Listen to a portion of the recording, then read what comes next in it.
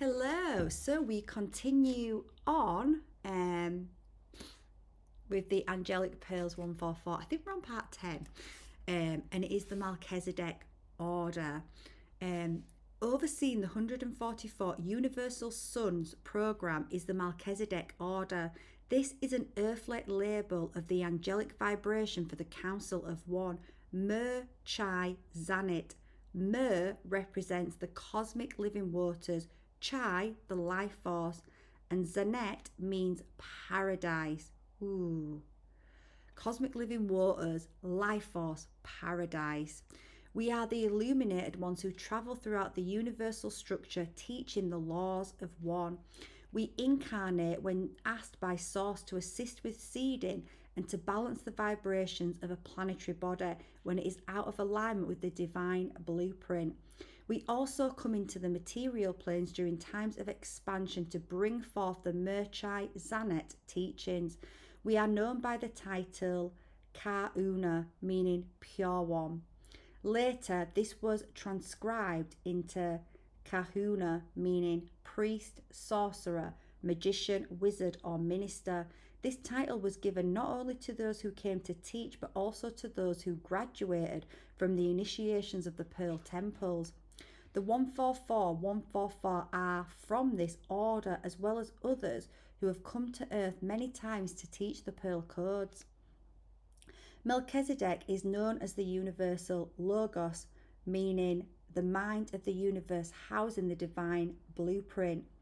This is the 144 Universal Sons program. There is sacred solar DNA existing upon your planet today, which was directly seeded by the illuminated ones of the Melchizedek order. Infused in the solar disk and the crystal grid are activations placed by this order during the Mu Atlan template to be accessed during certain time nodes. For seeing infiltrated timelines, we planted these codons for the future, sort of speak. These codons help to activate any dormant DNA as well as transmute and balance any inorganic alterations. Originally seeded as the 12 sun tribes during the Mu Atlan template, these tribes are known throughout legends as the sunborn ones of the shining ones. We are a council of 144, each of us projected in every sun of this universal structure. Together we form the energetic blueprint of the Metatronic mind. We house within us the divine blueprint of every single creation that resides in this universe. We oversee the timelines in this universe and step in when needed to mend them back on track. Here comes Minnie to join us again.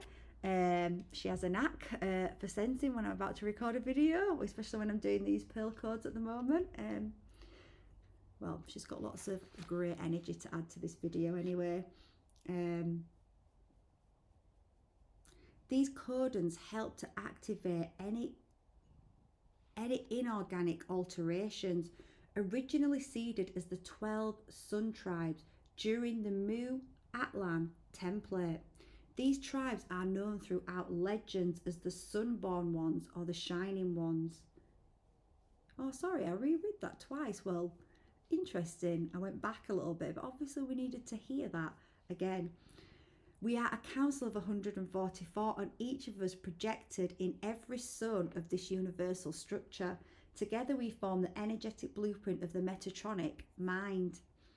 We house within us the divine blueprint of every single creation that resides in this universe. We oversee the timelines in this universe and step in when needed to mend them back on track. When we step in it means we project out a fractal of our energy into a material body, becoming boots on the ground, right? The ground crew. Because we hold within us the codes of these blueprints. When we seed a planet or choose to incarnate upon one, we bring with us these coded instructions for the planetary program. It is simply a vibrational key set that helps creation to remember and get back on track to their organic blueprint. We are ourselves direct fractals of the 144 Seraphim. with direct communication to the Godhead. What happened in this universe is a group of beings came here by an accident from the Dala universe.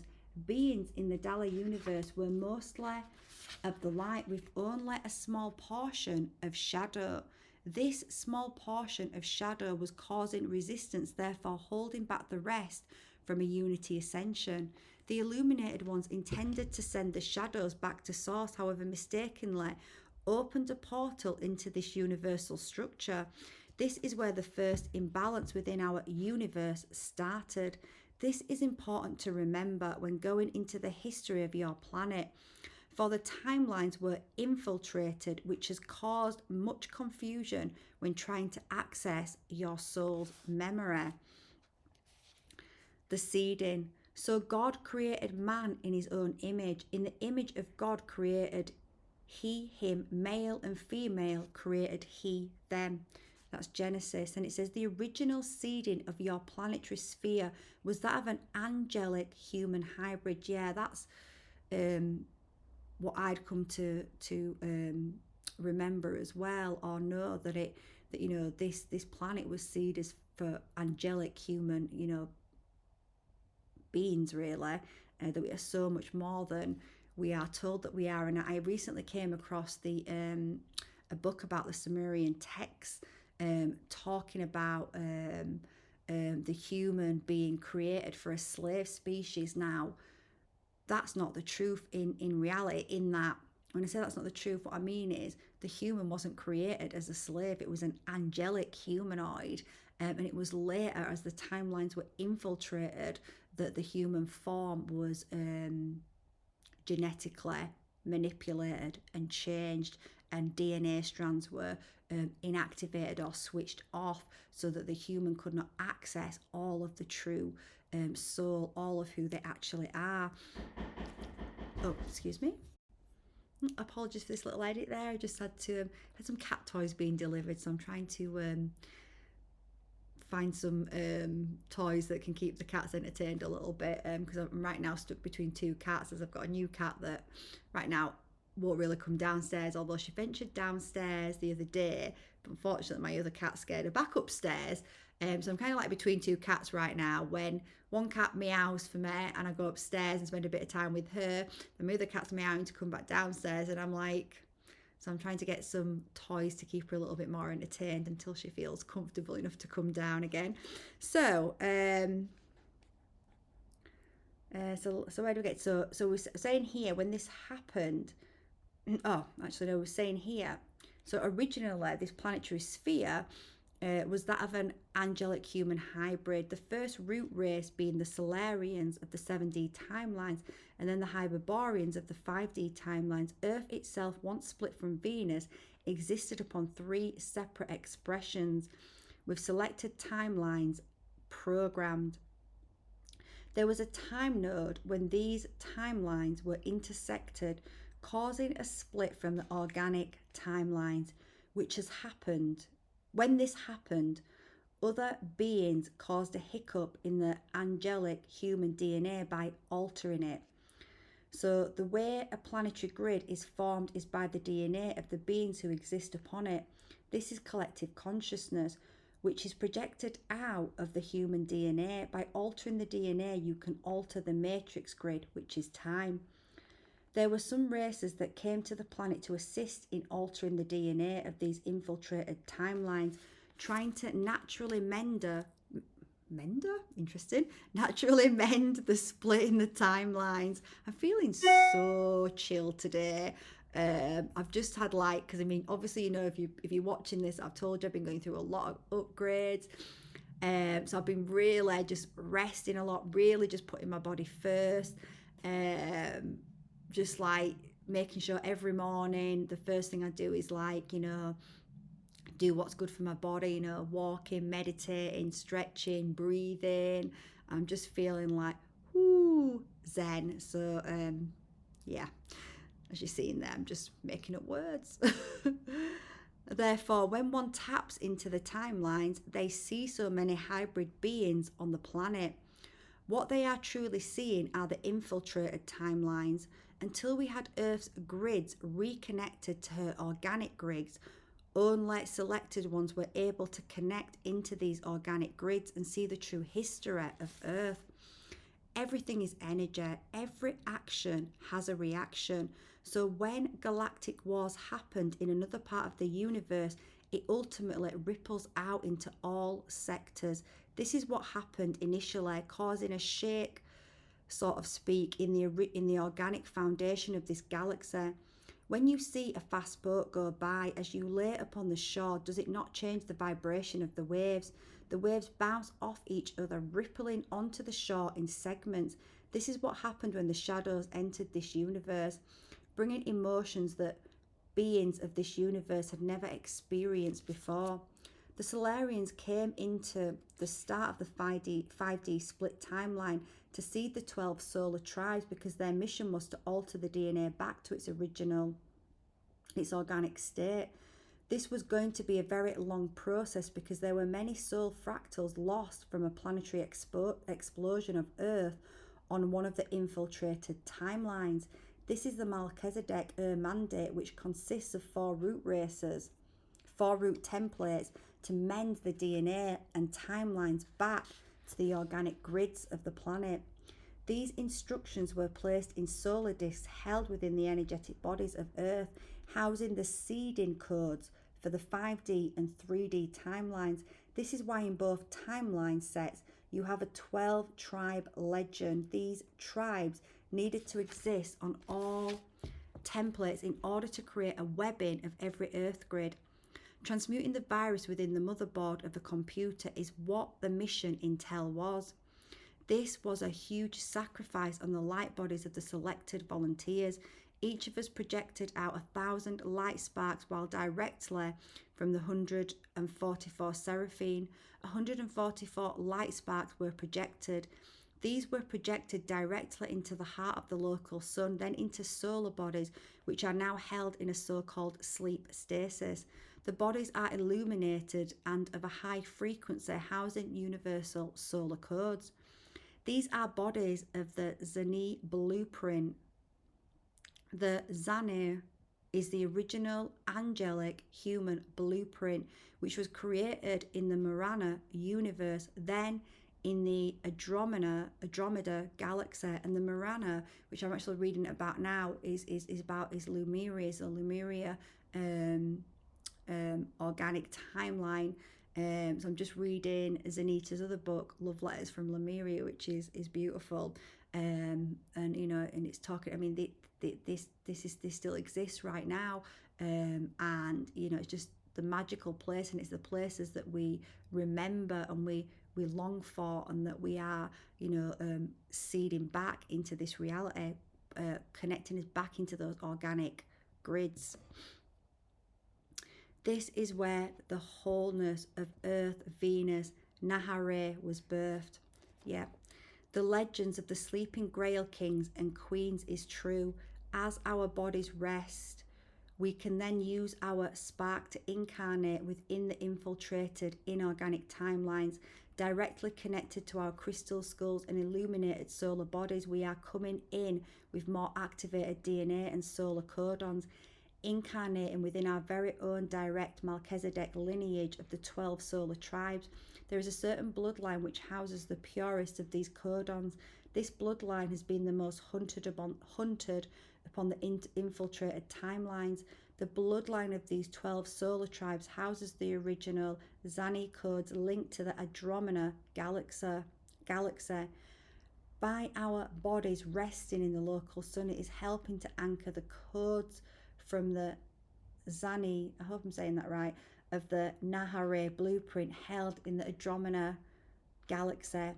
There are many soul sparks here during this node in time for the birthing of the new Mukana root race. This is such an important template, for it is the mending of the solar rishi and the cosmic records. Each light body dripped in specific pearlescent sigils as divinely guided by their very own pearlescent are here today. There is no separation of what is labelled as star seed because all are seeded from stardust. You are all multi-dimensional beings who have aspects existing upon other space sectors. Yeah, exactly. We are multidimensional. We don't just exist in one plane of reality. You are currently residing in a very ancient timeline and have all come from another timeline of the far linear future. The very galactic beings you are connected by are no other than a parallel aspect of yourself and families. It is important to focus your energy and consciousness upon this now time node. Avoid the cosmic distractions and remember why you are here. Right, I'm going to leave it there for today because I think that's quite a important, I mean, they're all important chapters, but I feel like that's really important. I feel it's probably like one of those to go back and re-listen to again. So I'm going to leave it at that, and we'll move on tomorrow to the 144 Suns program. Actually, it's not that long. I'm going to carry on. Okay, change my mind. We have free will to do that, right? Pill code 4, the 144 Suns program, 444. So during the marriage with your higher self opens a gateway to your Christos DNA stream. This streaming allows you to access all 144 strands your very own essence is created upon. There are 4 stages upon ascension into the heavenly world and 4 stages of descension into the material realms. When looking upon Pearl Code 44, which represents the cosmic gateways, you will see all 12 dimensions coded within it. There are 3 bridges upon the ladder which reside at 4D, 16, 8D. A bridge is simply a place where the soul spark goes to integrate with the newly activated DNA strands before fully ascending into the next plane. It also is a place where a soul spark resides when descending and learns how to exist with less activated DNA strands. While at the bridge plane, a soul spark is given a choice. Upon choosing the bridge, they can see a widened view of options, like a horse with blinkers removed. During this crossing, it is truly an eye-opening event for the soul. Some souls are very excitable and go very fast, and I can imagine that's me, across the bridge, while others tread lightly. Every soul goes at a pace they feel most at ease with. The legends of a rainbow bridge stem from this. Yeah, I had actually, it was last year in September last year. I just knew I was going to have an experience, right? I was getting the signs, the syncs, I was getting the downloads, like I'm going to have an experience tonight. I just could feel it in my body. And I went upstairs and I laid down, I barely closed my eyes, where I could feel my body shaking, and I realized I was flying, and I started to see all these amazing, like, kaleidoscope colours, just these incredible colours and geometric shapes. And I didn't understand all of this, but it was just a beautiful experience seeing all these geometric shapes and colours. And then I did see this beautiful rainbow bridge. It was an incredible experience that I'll never forget. I didn't make that happen. That happened absolutely organically. Every soul, so the legends of a rainbow bridge stem, see, yep, stem from this. For the rainbow is simply a metaphor of vibrations, the very vibrations each world is created upon. I'm just going to show you that geometric shape there with the different dimensions and the 4D bridge. During a planetary ascension, some souls will cross in groups as a unity consciousness. During this crossing, these groups of souls vibrate at the same frequency and are contracted to come together before the end of that incarnation. This can be seen as a soul tribe. Just like tribes in human history that travel together, so do these souls upon creational worlds. Typically, these souls feel a kindred connection because they do stem from the same monad. 144 DNA strands. When ascending from 3D into 5D, one must activate an additional 10 strands while crossing the bridge, totaling at 12. When ascending from 5D into 7, one must activate double the amount of DNA strands, totaling of 24. When one crosses the 8th D bridge into 9D, one must again double and activate DNA strands, totaling of 48. The next stage is leaving the material worlds and returning into the antimatter realms.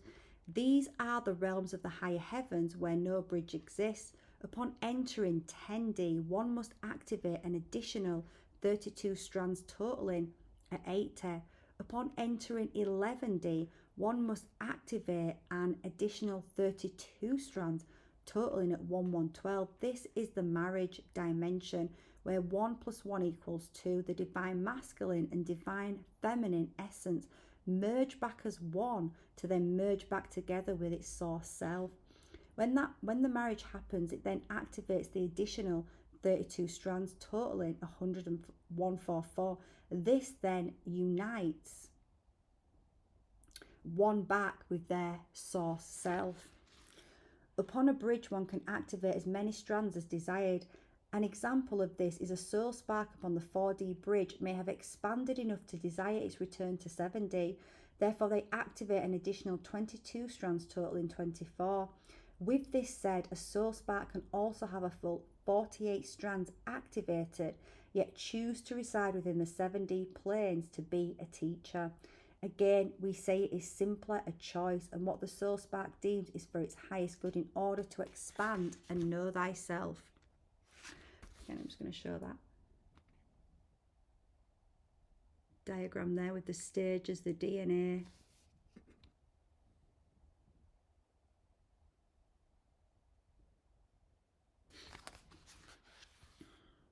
When you look upon a flower of life petals, you will find 12, a representation of the creational steps a soul spark takes to discover who they are.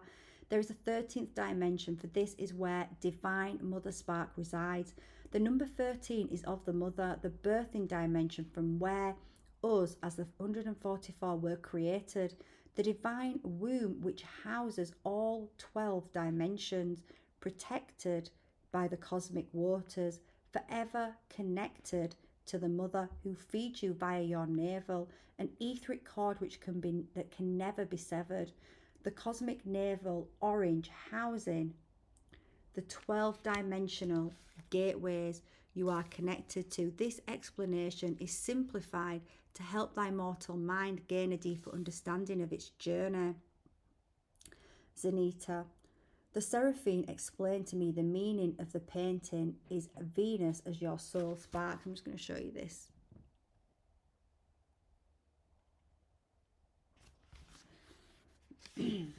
Residing among the orange trees, Venus as your heart, the pearl essence of what you truly are.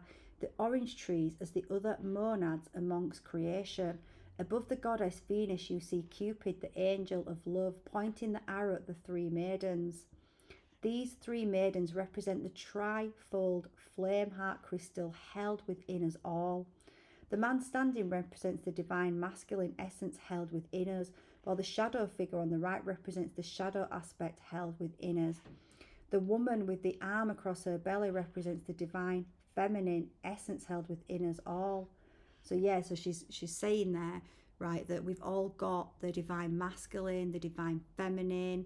We've all got shadow aspect, we are both the light and the shadow. And it's when we start to deny either of those that problems arise, with when we look at the evil upon the planet, they absolutely deny the light and they're totally cut off from the heart space, from love.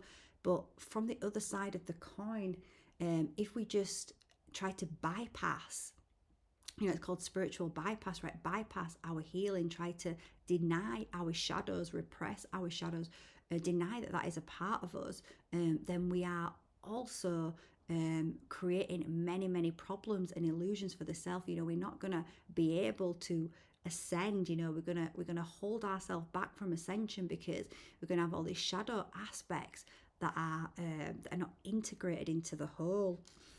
So she is pregnant, which represents the birthing of the 12 aspects of ourselves. We merge the 12 by going within our heart, riding on the waves of love, Venus, which truly is the core of it all. This gives us a deeper understanding of why in Hindu and Buddhist cultures, orange is the most sacred colour and represents the purifying power of fire.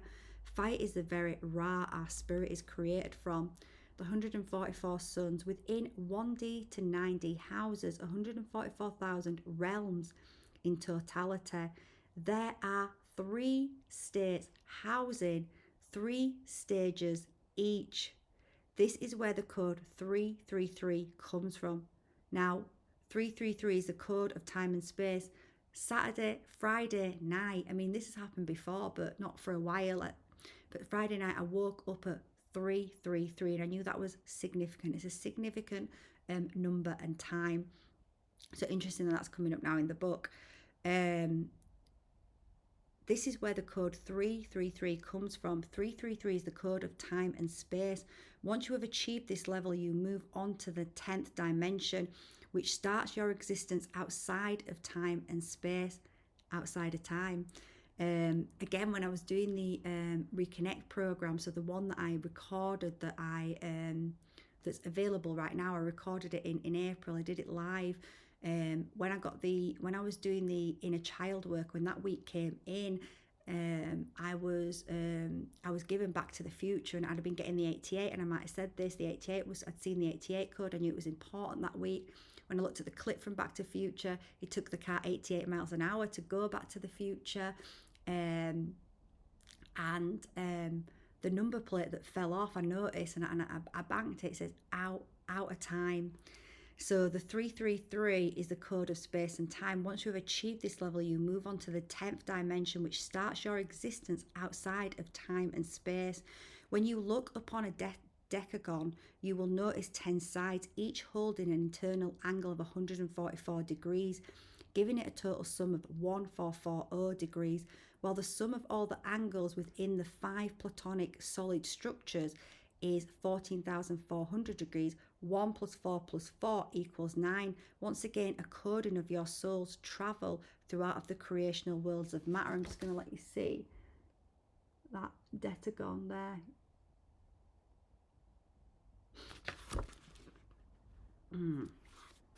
We will break down how many realms are within each dimensional plane for material creation. So the 1D, 1200, 2D, 1200, 3D, 72,000 dimensional planes. 4D, 1200, this is a bridge plane. 5D, 33,000. 6D, 1200, again a bridge plane. 7D, 22,000. 8D, 1200, bridge plane. 9D, 11,000. When you look upon Pearl Code 4, you will see the breakdown of the 144 universal sun programs. This is the code for your current universe. In each of the 4 cardinal points of the universal structure, you have 36 suns representing the mother, the father, the son, and the daughter templates. From each of the 36 suns, you have a masculine, feminine, and a unified galaxy housing 12 suns each. From each of the 12 suns, you have a solar system created from one of the 12 archetypes. Powering each solar system is a sun from which all 12 planets emerge. Within this universal structure, you have the 4 main material worlds of creation: 3D, 5D, 7D, and 9D. The 144 suns are birthed from the universal heart, sends life through its 4 chambers. And we can see that there. We can see the 36 suns in each of those chambers and the different dimensions. So we're saying the physical, right? 3D, 5D, 7D, 9D.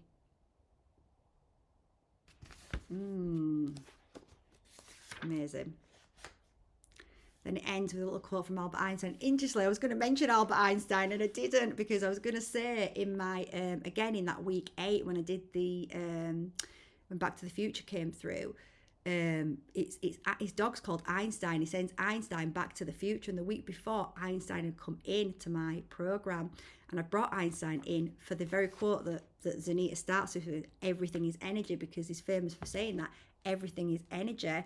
And I'd brought that in the week before, and I actually didn't think it necessarily fit into the week exactly, but I was guided to leave it in. And the week after, when Back to the Future came in and I was led to that, and Einstein came, and I was like, wow, he came back to the future, and it was showing us, and it was recorded how, the future and the past, well, there is no real future and past, they're all interacting in the now moment. So that is how we can come back from the future to really change something in a timeline, to change the future timelines, right? And that's so you can start to see that in the program I did. It was amazing.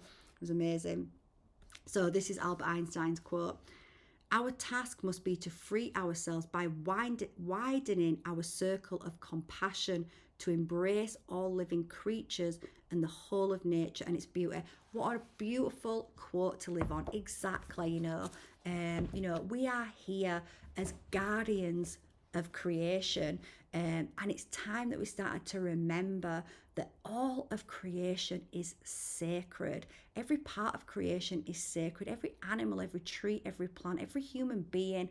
And we've got to start treating ourselves with that level of respect and love. We've got to really radically love ourselves, to really, realize who we are. And then we extend that, ripples out of us, and we need to, extend that out to our family, our friends. And that doesn't mean putting up with toxic behaviors, right? There's going to be people within our reality, or within the planet, that are stuck in those lower consciousness viruses, and refuse to almost let go of them and heal and project their pain, blame. And we don't need to participate in that. That's up to us to love ourselves and take ourselves out of those energies, right? I say this often, it takes two energies to interact with each other. One energy cannot continue to flourish if the other energy is not feeding it, right? It takes two energies. So if we're in a situation, a job, a relationship, and we don't like it, and we feel like we're banging our head against a brick wall, and we're constantly trying to get the other to change, realize it's up to us. We don't have to, we don't have to participate in that. We can decide that we are worthy of love, that we are worthy of respect and honor, and we don't have to continue to participate in those energies. It's up to us to create the environment that we want to be in. If we are in an environment that doesn't feel good, that we don't like, then it's up to us to take responsibility for that, and understand in that responsibility is great power. That's where all of our power lies. It lies as the sovereign beings that we are, understanding that what we're experiencing, we have the power to heal and move into higher vibrations of reality. If you are on your healing journey, that is what I do with my clients, help people to deprogram all of the consciousness viruses that keep you stuck and looping, and replaying the same patterns over and over again. I do interact with certain people that I've known for a long time, because they are family, and they are, they're not toxic. So I'm not saying they're toxic, they absolutely are not toxic, but they're struggling with their shadows, right? Struggling to face those shadows, integrate those shadows, and have been replaying the same patterns over and over again for over 10 years, if not longer. And that's exhausting. That's an exhausting place to be in. And as soon as you start to realize that you are the one that can change this, you have the power to do that. And it simply takes opening up to that and starting to put yourself as a priority, starting to see that your healing is a priority, that starting to learn about who you truly are, and connecting back to that true soul self. Well, that's gonna help you to heal and integrate all those shadows, and you're not gonna feel so exhausted. We feel exhausted when we are playing the same emotional patterns over and over again, and we're stuck in those emotional traumas. That's what drains the energy. It's like your energy is just seeping out of your whole body, right? You don't own your own energetic system. Your energetic system's owned by all these different thought forms and that are not organic, that are not the true self. So I give away week 1 free. If you're interested, you can get that below. But if that's not for you, just and you are going through difficult times like this, just know that you do have the power to change it. Pray to God, pray to Mother, Father, God. Invite in your team. You are surrounded by a team. Invite them in to help. Spend time in stillness, in nature, so that you can listen to your guidance, so you can hear your guidance and then follow those steps. Your guidance is coming from the heart space, not from the mind. And it takes courage to follow our heart, especially in the beginning, because as we are connecting into the heart and to the love, and following that, then the mind is going to trigger the mind, right? It's going to trigger all the things in the mind that have been programmed to make you think that you're not good enough, you're not worthy of a life like that you can't have a life like it doesn't exist. But that's not the truth. That's the programming, and you've got to use courage. You've really got to anchor into courage and just take a step. Just open up, take a step, have some courage, and you're going to stretch that courage, and you're going to start to trust your own light more, and you're going to see that these are just the illusions, the shadow, and you're going to start to be able to integrate those shadows. Now I am going to do a video. I'm going to do something on mastering the mind, so maybe look out for that in the next couple of weeks as well, because that can also help you as well. Okay, thank you.